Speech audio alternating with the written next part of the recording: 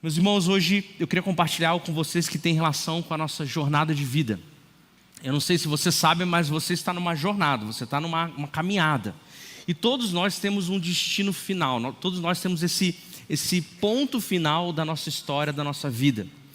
A gente sabe que o objetivo de Deus é restaurar todas as coisas, é retornar à origem. Qual que é a origem? Se você olha para a palavra, a origem bíblica é o Éden, onde existia um homem e uma mulher representando a humanidade, e Deus se relacionava com eles ali próximo, o mais próximo possível. Só que você sabe da história, sabe que as coisas não deram muito certo, e por causa disso, eu e você estamos nesse universo, nesse mundo, e com o nosso coração que foi alcançado pelo pecado.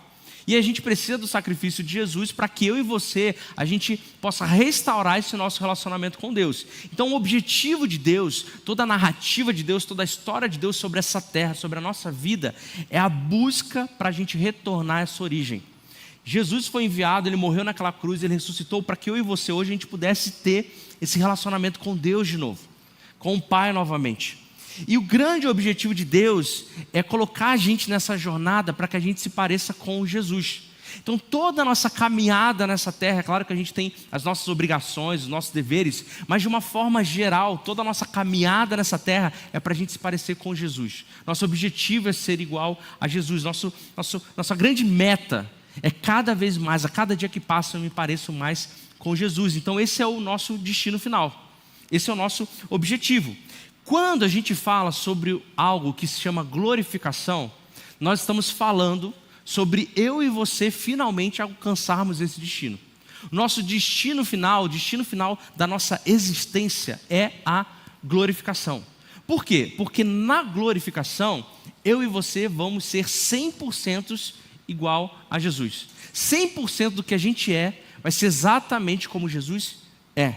Então, a glorificação é esse ponto final da nossa história, esse destino final da nossa jornada. Então, tudo que nós fazemos, nós estamos caminhando para esse fim. E você pode abrir em Romanos 8, 28, porque a gente vai entender o que é a glorificação.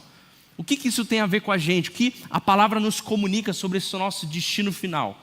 Romanos 8, a partir do versículo 28, você pode abrir a sua Bíblia. Eu vou ler aqui na versão NVI.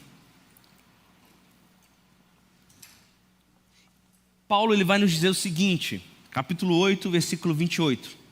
Sabemos que Deus age em todas as coisas para o bem daqueles que o amam, dos que foram chamados de acordo com o seu propósito. Paulo ele inicia esse versículo falando o seguinte: meus irmãos, nós sabemos, não é uma história que nos contaram, não é um mito que eu ouvi, não é uma história para criança dormir, uma fábula. Nós sabemos.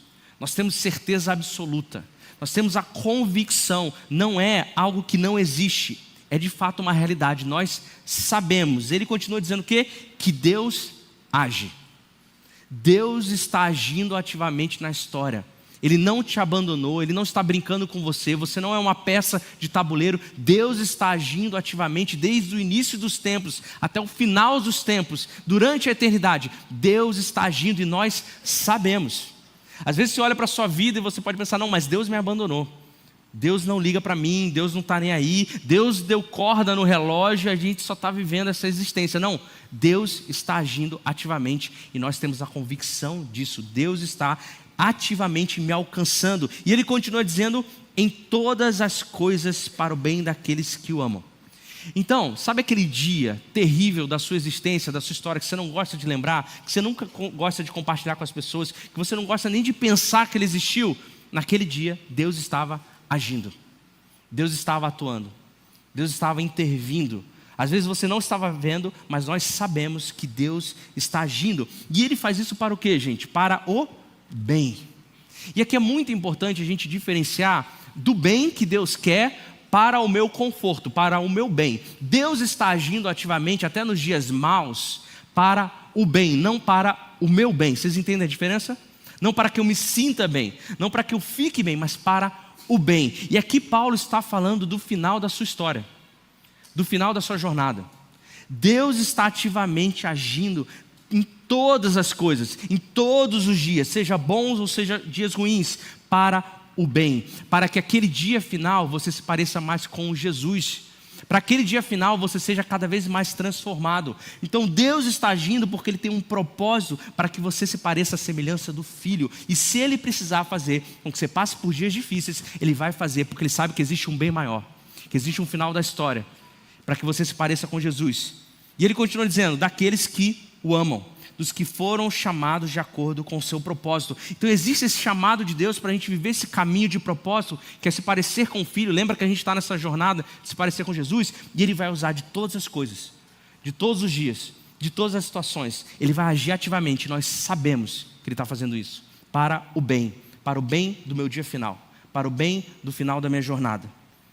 E Ele continua no versículo 29, pois aquele que de antemão conheceu também os predestinou para serem conformes à imagem do seu Filho, a fim de que ele seja primogênito entre muitos irmãos. Quando a gente olha para esse versículo 29, as pessoas utilizam esse versículo para falar sobre predestinação. Deus sabia quem escolheria, ou Deus foi e escolheu os escolhidos. A questão aqui não é isso. A questão aqui que Paulo está focando é que Deus está agindo. Independente de como seja essa ação, de como seja a resposta do ser humano, o foco aqui é em Deus. A gente sempre acha que nós somos os protagonistas da história. Mas Deus é o protagonista da sua própria história. Não é sobre nós, é sobre a história dele. Então Deus está agindo. E aqueles que Ele alcança, independente de como seja esse alcançar de Deus, Ele tem um plano, Ele tem algo já preparado. Por isso que a palavra predestinou. Então tem um predestino. E Ele diz o que é? Ser conforme a imagem do Filho. Sabe qual é o seu destino final? Ser conforme a imagem do Filho, de Jesus. A sua jornada, a sua história, para que no final Deus possa olhar para você no dia que você encontrar com Ele e dizer assim, esse se parece com meu filho, esse se parece com Jesus. Então Deus está trabalhando ativamente e nós sabemos. E Ele continua, versículo 30, e aos que predestinou, ou seja, aqueles que estão nesse destino que Deus preparou, também chamou, aos que chamou também justificou, aos que justificou também glorificou. Então você percebe que existe algumas etapas aqui. Isso aqui não está à toa aqui. Paulo está dizendo, olha, aqueles que foram alcançados, Deus está chamando eles. Esse chamado de Deus não é um chamado opcional. Quando Deus vai ao encontro da pessoa e Ele chama, a pessoa ela não consegue resistir. Eu não consigo não responder a isso. Quando Deus vai até você e Deus te chama. Então é um chamado interior do Espírito que me leva a iniciar esse caminho. Essa jornada de me parecer com o Filho, Deus me chama e me coloca nesse caminho e eu não tenho como não responder aquilo. Eu começo essa jornada, eu entro nesse caminho, eu começo a me tornar semelhante ao Filho. Então o Espírito Santo começa a trabalhar em mim. Mais uma vez aqui o foco está em Deus. O foco está na ação divina que nos alcança. E Ele continua dizendo, aos que justificou. Então se Ele te encontrou, se Ele chamou, se você está aqui, meu irmão e minha irmã, não é à toa. Você não escolheu estar nesse dia que Deus está ativamente agindo. Nós sabemos disso, trabalhando na sua história, para que você esteja aqui esse dia, ouvindo a palavra de Deus, louvando ao nome dEle. É por isso que você foi alcançado. E aí Ele pega você e te justifica. Sabe o que isso quer dizer? Quer dizer que agora é possível você trilhar esse caminho. Sabe esse caminho de se parecer com Jesus? Eu quero ser igual a Jesus. Antes era impossível eu trilhar esse caminho. Ele passava do meu lado. Não tinha nada que eu pudesse fazer para eu me encontrar, para me achegar a esse caminho. Mas Ele me chamou, me colocou nesse caminho. E por Ele ter me justificado, ou seja, agora eu me tornei alguém justo e santo por causa do que Jesus fez naquela cruz. Agora eu sou alguém que pode trilhar esse caminho. Você entende que antes isso era impossível? Você não conseguia. Era impossível você entrar nessa jornada de se parecer com Jesus, mas Deus te puxou, tirou da morte, te deu vida, te deu o Espírito dele. Agora você é colocado aqui, capacitado para trilhar esse caminho, e você só pode trilhar esse caminho porque você se tornou justo e santo. Não importa o que você fez na sua história, não importa o que você fez na sua história, não importa o que você vai fazer, não importa o que você vai fazer. Sabe por quê? Porque tudo isso é sustentado pela morte de Jesus, e graças a Deus por isso. Porque se fosse por nós, a gente nunca poderia trilhar esse caminho. A gente nunca poderia entrar nesse caminho. E Ele continua dizendo que aquele que Ele justificou, Ele também glorificou. E o interessante aqui, se a gente pensa na glorificação como algo que ainda vai acontecer, por que Paulo está usando isso no passado? Paulo está usando no passado, sabe por quê? Porque isso é tão certo que vai acontecer que você já pode dizer que aconteceu. Entende? Sabe, você vai sair daqui e almoçar? Você tem certeza disso? Amém? Então isso é tão certo que você já pode dizer no passado. É tão certo, porque Deus me alcançou e me justificou, que eu vou ser glorificado, que eu já posso dizer que isso aconteceu, que isso já é passado. Porque em parte, eu e você já nos parecemos com Jesus. Nós temos o Espírito dele, nós buscamos a santidade, nós desejamos mais a ele. Então em parte nós já somos glorificados. Mas na totalidade ainda não aconteceu. Mas Paulo chega e fala: meu irmão e minha irmã, nós sabemos que Deus está agindo para o nosso destino final, para a gente se parecer com o Filho. Então isso é tão certo, que você já pode dizer no passado, como se isso já tivesse sido realizado na sua vida. Para entender isso um pouco melhor, eu quero dar uma ilustração. Imagina que numa ponta de uma linha, de uma jornada, de uma vida, a gente tem Jesus. Então vou imaginar que Jesus está aqui, esse é o nosso objetivo final, ok? E a gente tem a linha da nossa vida, da nossa jornada, da nossa caminhada. E na outra ponta dessa linha, a gente tem alguém que a gente considera que seja uma pessoa maligna. A gente tem na história várias pessoas desse tipo, mas vamos nomear aqui. Vamos supor que aqui na ponta está Hitler. Ok? Hitler na nossa história é a maldade encarnada, é aquela pessoa usada pelo diabo que causou um mal na humanidade na história, que marcou para sempre. Então numa ponta nós temos Jesus e numa ponta nós temos Hitler, ok? Imagina agora você que foi alcançado, você que busca a Deus, e aqui está a linha da sua vida, e você é colocado nessa linha, e aí você começa a ler mais a Bíblia, você começa a orar mais, você começa a buscar santidade, você começa a ser restaurado, você começa a vencer seus pecados, você começa a ter mais dos frutos do Espírito, você começa a fluir em dom, servir a sua igreja, você começa a ser uma pessoa melhor. Por mais que você tente fazer isso, por mais que você busque fazer isso, por mais que você se esforce em fazer isso, a distância entre o seu eu hoje e quem Jesus é glorificado ainda é muito grande. Não é que você é igual a Hitler, ok? Mas a distância de que estamos de Jesus glorificado, ela é tão grande que a distância do mal, ela é quase insignificante. De tão longe que nós estamos de quem Jesus é. Entenda o seguinte, nós não somos igual a Hitler. Nós fomos colocados nesse caminho, nós podemos perseguir esse caminho. Mas por mais que eu me esforce, que eu tente, que eu busque, que eu ore, que eu faça tudo, e aqui não é uma desculpa para você não fazer, ok? Se você é cristão, esse é o seu dever. Mas por mais que você busque, você consegue avançar um pouco nessa linha, mas ainda assim você fica distante de quem Jesus é hoje glorificado. Mas vai chegar um dia em que você vai chegar nesse destino final. Vai chegar um dia que você vai ser glorificado assim como Jesus é. E nesse dia, eu e você vamos nos parecer 100% com quem Jesus é. É por isso que é tão importante a gente aprender sobre glorificação, porque a gente está falando do nosso grande objetivo, do nosso destino final, daquilo que a gente mais almeja, que é se parecer com Jesus. Não porque a gente vai ter alguma bênção, e a gente é abençoado sim, mas porque quando eu me pareço com Jesus, eu finalmente vou ter aquele relacionamento da origem com Deus Pai. Então, quando a gente fala sobre justificação, é que a gente não podia trilhar isso, e a gente é colocado. Mas quando a gente fala sobre glorificação, é quando esse caminho ele é percorrido e eu finalmente alcanço meu objetivo final. Isso é glorificação. E para a gente entender o que acontece com a gente, eu vou pedir para você abrir 1 Coríntios, capítulo 15, a partir do versículo 42. 1 Coríntios, capítulo 15, a partir do versículo 42.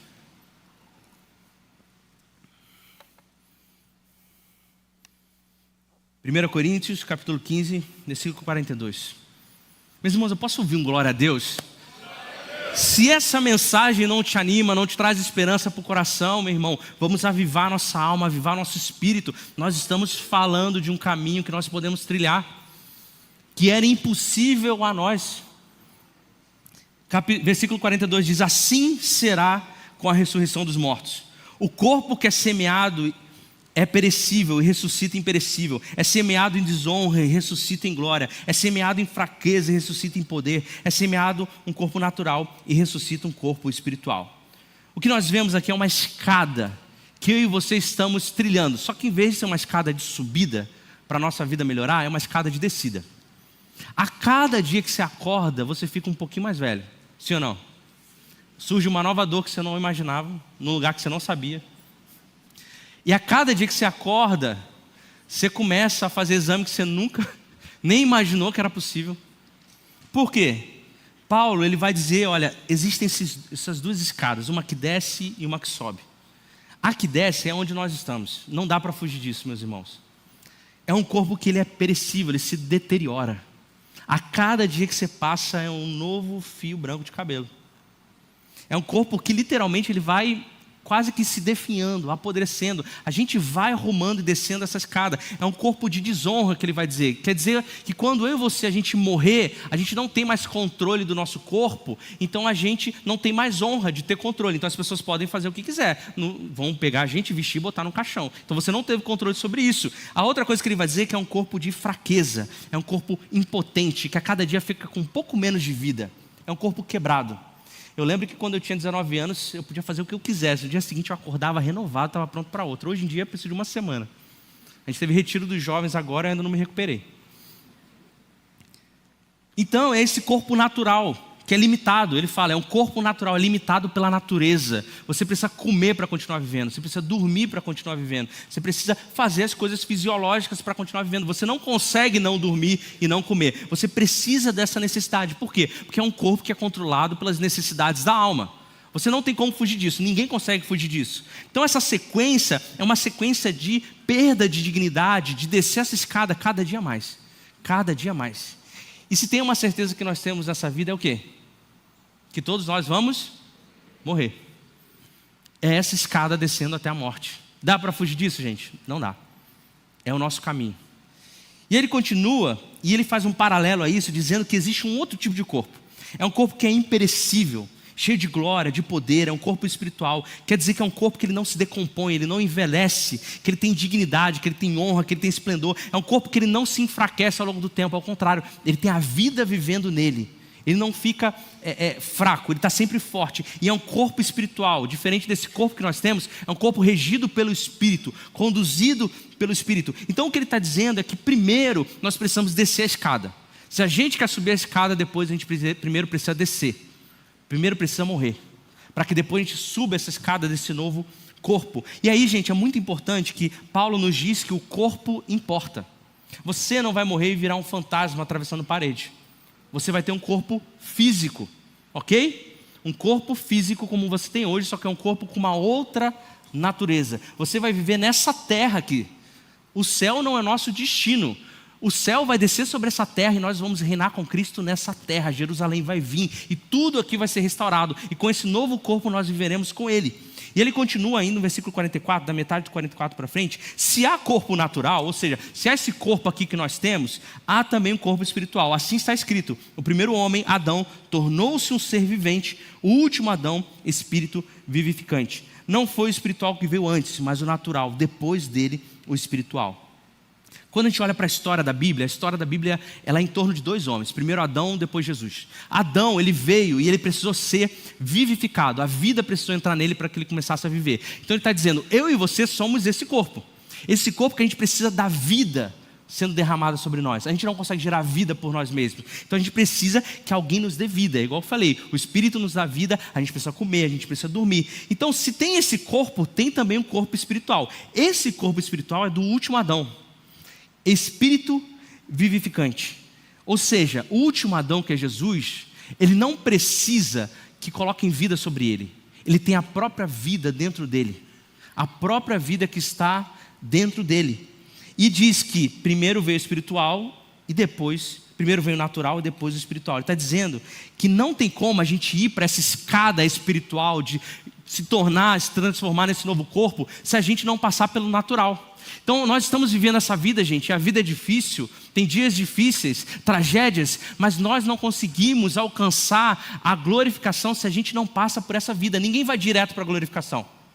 Então, diante das situações difíceis que nós vivemos nesse dia, sabe o que nós temos que fazer? Dobrar o nosso joelho e orar a Deus, e falar: Deus, me dê força, porque eu sei que isso aqui faz parte da vida, esse corpo corruptível, cheio de pecado, mas eu sei que há algo que me aguarda, algo que me espera, que é estar glorificado com o meu Cristo, e eu sei que eu preciso passar por isso. Não tem saída. A vida não é para você escapar da dor. A vida é um convite de Deus para você reavaliar, ver de forma diferente a dor, porque ela faz parte. Ela faz parte, principalmente do que é cristão. Quando Jesus virou para a gente e falou assim: me segue e toma a cruz, não é para uma vida confortável. Ele falou: você tem que morrer igual eu, sofrer igual eu. É isso que faz parte da vida. E aí ele continua no versículo 47 e diz: o primeiro homem era do pó da terra. Está falando de Adão. O segundo homem dos céus. Não é que Jesus, ele veio dos céus e se materializou nessa terra. Não, ele nasceu de uma mulher, ele viveu aqui, ele foi criado, ele aprendeu. O que ele está dizendo é que, como ele tinha esse espírito vivificante nele, outra coisa regia a vida dele. Outros propósitos, outros princípios. Nós que nascemos nesse corpo de morte, existem princípios terrenos que nos regem. Tanto que a gente tem ambições, a gente deseja, e nada de errado nisso. Mas a forma de vida, o estilo de vida de Jesus era de outra forma. Tanto que quando eu e você alcançamos a Jesus, ou Jesus nos alcança, a gente muda os nossos princípios. Aquilo que você desejava, você já não deseja mais. Porque agora tem outra coisa divina regendo a nossa vida. Então ele está falando dessas duas linhagens. Ele está falando, olha, o terreno quer coisas terrenas e vai morrer. Mas o celestial, aquele que foi alcançado por Jesus, ele começa a viver propósitos divinos. E ele tem outro ponto de parada. O ponto de parada do cristão não é a morte. Sabe quando você aprende na escola? Você nasce, cresce, reproduz e morre. Quando você se converte, Deus coloca mais um ponto na sua vida. Agora você nasce, cresce, reproduz e morre, e você é glorificado. Então quando eu olho para a morte, é claro que é um dia triste, é um dia difícil, a gente perdeu a gente que a gente ama, mas eu olho para aquilo ali e falo, esse não é o meu destino final, esse não é a minha porta final, a minha linha de chegada. Isso aqui é só mais um passo, porque meu próximo passo, minha linha de chegada, realmente onde eu vou chegar é me parecer com o Filho, ser glorificado como Ele, viver como Ele nesse novo corpo, reinando como Ele sobre essa terra. Então a gente começa a reavaliar as coisas da nossa vida. A gente obviamente sente tristeza, e ninguém quer morrer, gente. Mas a gente começa a olhar para a morte de forma diferente. Paulo vai dizer isso em Filipenses 2, ele fala o seguinte, meus irmãos, sabe o que eu queria? Eu queria morrer. Eu queria estar morto, porque morto eu vou estar igual ao meu Jesus, glorificado igual a Ele. Eu vou estar vivendo com Ele, mas por causa de vocês eu decido permanecer. Parece que ele está até chateado. Ele está, por causa de vocês que não aprendem, eu tenho que continuar nessa terra. Mas eu queria era mesmo estar com o meu Jesus glorificado, porque esse é o meu destino final. Esse é o lugar que eu vou. É ali que eu vou viver eternamente com Ele.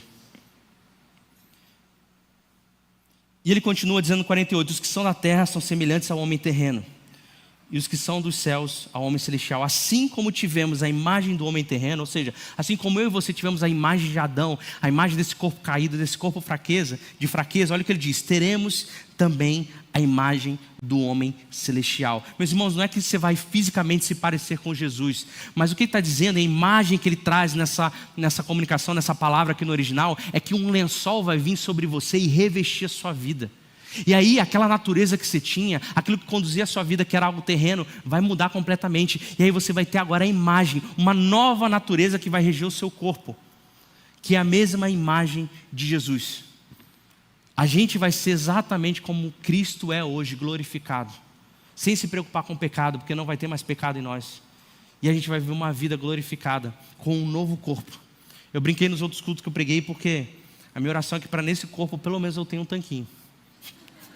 Eu falei com os jovens, porque desse aqui eu estou quase desistindo. Estou quase, pelo menos esse novo corpo que vai ser físico, pelo menos pode voltar mais, né? Mais no shape assim, né? Mas nós teremos esse corpo refletindo a mesma vida que está em Jesus, que é esse espírito vivificado, que não precisa de nada para que ele viva, vai estar em nós. Então nós não vamos precisar fazer as coisas que nós precisamos fazer para sobreviver e para viver nessa terra. Nós teremos um Espírito habitando em nós, mas não só habitando, mas controlando toda a nossa vida, nesse novo corpo. E aí no versículo 50 ele vai dizer, irmãos, eu lhes declaro que carne e sangue não podem herdar o reino de Deus, nem o que é perecível pode herdar o imperecível. Ele está dizendo o seguinte, olha meus irmãos, não adianta você querer ir já para o destino final, não dá. Não dá, você tem que passar por essa terra, pela dor da vida, por esse corpo perecível, para você alcançar o imperecível. Não é para buscar atalho, não é. Nós precisamos passar por isso aqui. Nós só podemos herdar o que é imperecível se eu viver nessa terra como alguém perecível. Então é para olhar para o meu corpo, gente, e não ficar reclamando sobre a vida, mas olhar para o meu corpo e falar, isso aqui aponta para algo maior. O meu corpo nessa terra comunica algo maior. Então eu olho para o meu corpo e falo, Deus, obrigado, porque esse corpo aqui perecível, ele está me comunicando e me lembrando que existe um corpo imperecível. Existe um corpo sem fraqueza, um corpo de vida, onde eu vou viver como meu Senhor Jesus glorificado. E ele continua, 51, eis que eu lhes digo um mistério. Agora Paulo vai falar um mistério, um segredo. Quando a gente ouve isso, a gente tem que prestar atenção. Nem todos dormiremos, mas todos seremos transformados num momento, num abrir e fechar dos olhos, ao som da última trombeta, pois a trombeta soará, os mortos ressuscitarão incorruptíveis e nós seremos transformados. Ele está dizendo o seguinte, olha meus irmãos, nem todos vão morrer, sabe por quê? Porque vai que Jesus volta antes. Ele está dizendo dois caminhos que nós temos para alcançar o nosso destino final, ou a morte, ou Jesus volta antes. Eu não sei você, mas eu não quero morrer. Se eu morrer, glória a Deus, mas eu oro para que Jesus volte, para que Jesus venha. Se Ele não vier, glória a Deus, eu quero falar igual Paulo, eu estou muito melhor. Mas o caminho que nós temos são esses dois caminhos, ou de morte ou da volta de Jesus. Nem todos vão morrer, porque vão estar aqui quando Jesus voltar. E Ele vai dizer, num momento, num abrir e fechar dos olhos, ao som da última trombeta. Aqui não é uma trombeta literal que nós vamos ouvir, mas Ele está dizendo, ilustrando, naquela época, quando um general ele ia para a guerra com o seu exército, ele tocava a trombeta e ele reunia todo o exército dele. Ele está dizendo, vai ter um dia, num piscar de olhos, que Jesus vai reunir todos os santos dessa terra, todos aqueles que foram alcançados por Ele, e num piscar de olhos eles serão transformados, seja aqueles que estão vivos ou aqueles que morreram. Eles serão transformados como Jesus é, e num piscar de olhos. Pois é necessário que aquilo que é corruptível se revista de incorruptibilidade, e aquilo que é mortal se revista de imortalidade. E no versículo 54 tem um pedaço mais poderoso desse capítulo. Presta atenção aqui. Quando, porém, o que é corruptível se revestir de incorruptibilidade, ou seja, naquele dia, quando eu e você seremos glorificados com Jesus, e o que é mortal de imortalidade, então se cumprirá a palavra que está escrito. Presta atenção, a morte foi destruída pela vitória. Algumas versões vão dizer que a morte foi afogada pela vitória. A morte foi destruída pela vitória. A morte não venceu a vitória. Olha que ironia, a morte morreu. A morte morreu. A vitória de Cristo naquela cruz venceu a morte não teve condição de lutar contra a vitória de Jesus naquela cruz. E aí Paulo, a partir do versículo 5, ele começa a zombar da morte. Sabe por quê, gente? A morte era aquilo que nos derrotava. A morte era o nosso destino final. A morte era o fim. Aí Paulo vira e fala, onde está a morte, a sua vitória? Você não era poderosa, você não era que ganhava de todo mundo, que vencia todos. Onde está a morte, o seu aguilhão, o seu ferrão, o seu instrumento de matar as nossas vidas? Cadê? Jesus venceu naquela cruz. E no versículo 56 ele diz, o aguilhão da morte é o pecado, e a força do pecado é a lei. Ele está dizendo o seguinte, olha, a lei, o Antigo Testamento, que tinha aquelas mais de 600 leis, as pessoas liam aquelas leis e falavam assim, Deus, eu não consigo viver isso. Eu não consigo viver isso aqui. A lei era um lembrete para mim e para você, a nossa incapacidade de nos salvar. A possibilidade de salvação, que era cumprir a lei, era impossível. A gente não tinha como. Então a lei estava ali como esse poder que nos lembrava que a morte venceu. Que a morte venceu, mas eu quero que você leia o versículo 57, que diz o seguinte, mas a graça de Deus.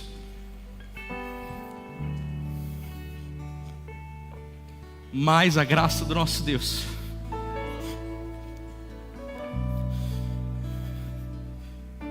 Em algumas versões estão dizendo, nós agradecemos a Deus, que é a mesma coisa, mas a graça de Deus, a vitória tinha ganhado, meus irmãos, mas a graça de Deus. O que a graça de Deus nos faz? Ele continua, que nos dá a vitória, essa vitória que acabou com a morte. Deus compartilha ela com a gente, por causa de quê? Por meio do nosso Senhor Jesus Cristo. Paulo ele utiliza Jesus e Cristo na mesma frase, que ele está dizendo, olha, aquele homem Jesus que viveu nessa terra, que teve os seus dias maus nessa terra, que viveu esse corpo corruptível, porque ele morreu, não por causa do pecado, mas porque ele tinha esse corpo natural, mas também ele era o Cristo, o ungido, o Messias, que veio dos céus sobre essa terra e foi glorificado. Esse Senhor Jesus Cristo morreu naquela cruz, e por causa dessa morte, a graça de Deus nos alcançou, e Ele compartilhou dessa vitória com a gente. Então nós podemos repetir o que Paulo falou, olhar para a morte e dizer, morte, cadê a sua vitória? Cadê a sua vitória contra nós? E ele finaliza no versículo 58 e diz, portanto, meus irmãos, por causa disso tudo, por causa dessa revelação, meus amados irmãos, mantenham-se firmes e que nada os abale. Sejam sempre dedicados à obra do Senhor, pois vocês sabem que no Senhor o trabalho de vocês não será inútil. Sabe por quê? Porque nós sabemos, nós temos certeza Nós temos a convicção de que o nosso destino final é com Jesus glorificado. Então, meus irmãos, mantenham-se firmes, que nada os abale no dia mal, quando a família estiver mal, quando seus filhos estiverem mal, quando seu marido ou sua esposa estiver mal, quando seu PGM estiver mal, quando seu ministério estiver mal, quando seu trabalho estiver mal, a faculdade, a escola estiver mal, nada os abale. Mantenham-se firmes em oração, se dedicando à obra do Senhor, jejuando, lendo a palavra, se colocando para que Deus use vocês, que nada os abale. Por quê? Porque a morte não venceu, porque a morte não conseguiu, e porque nós estaremos com Ele glorificados. Esse é o nosso destino final. Isso tem que trazer esperança nos nossos dias, para que quando a gente acordar e vai ver aquele dia que a gente sabe que é um dia difícil, Deus, eu sei que eu preciso passar por isso, porque aqui não é o meu destino final, e a morte não é o meu destino final.